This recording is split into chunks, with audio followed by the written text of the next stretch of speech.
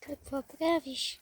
Окръцкваме тия неща, за да може това цялото тук да е окръцкано и да се вижда и подбора да няма нищо.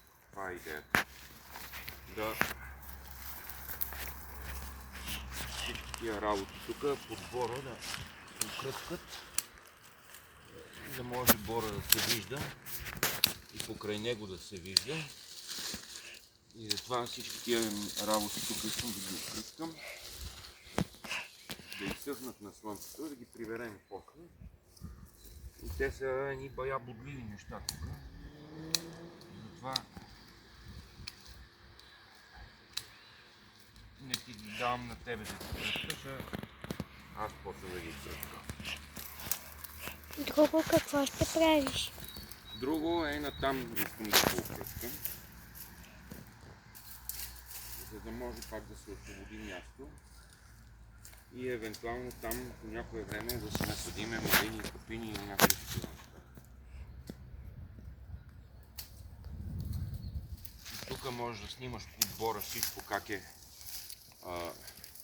колко растения много има и след това да покажеш докъде сме го окръцкали.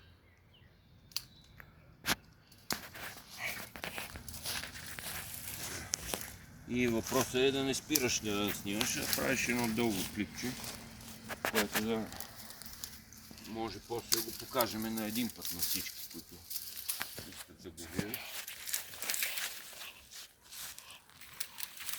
Но тук вижте това кръцкане, тук е бая сложно.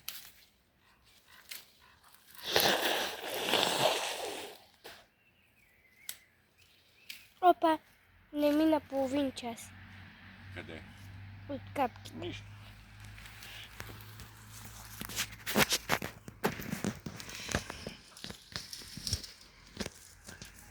А там надолу към къщата? Не, тук около тия двата поля всичко трябва да се окръцка, ама малко по-малко, защото сега не мога да вляза много навътре.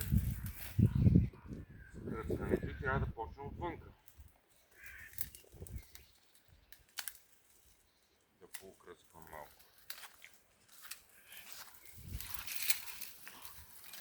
А някакви неща като правим, какво мислиш да слагаме? Ами, капини, малини. Не трева. Например, маса, батут, нещо такова. Какво мислиш? Чакай, първо трябва да се пребориме с всичките тия растения. И тогава.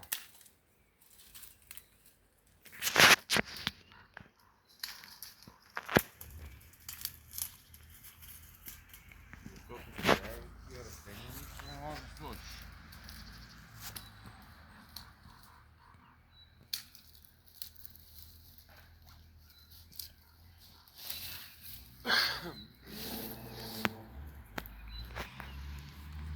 Те гледай сега.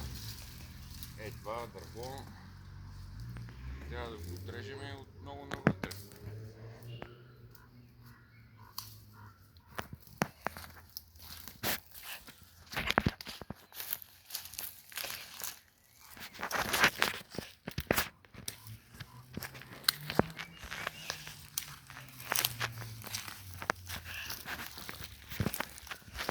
Нали, тук виж, почва да растат едни неща, които са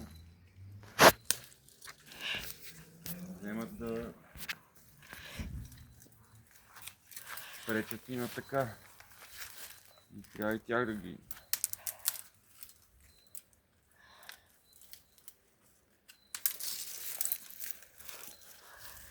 Ти снимаш ли в момента? Да. Добре.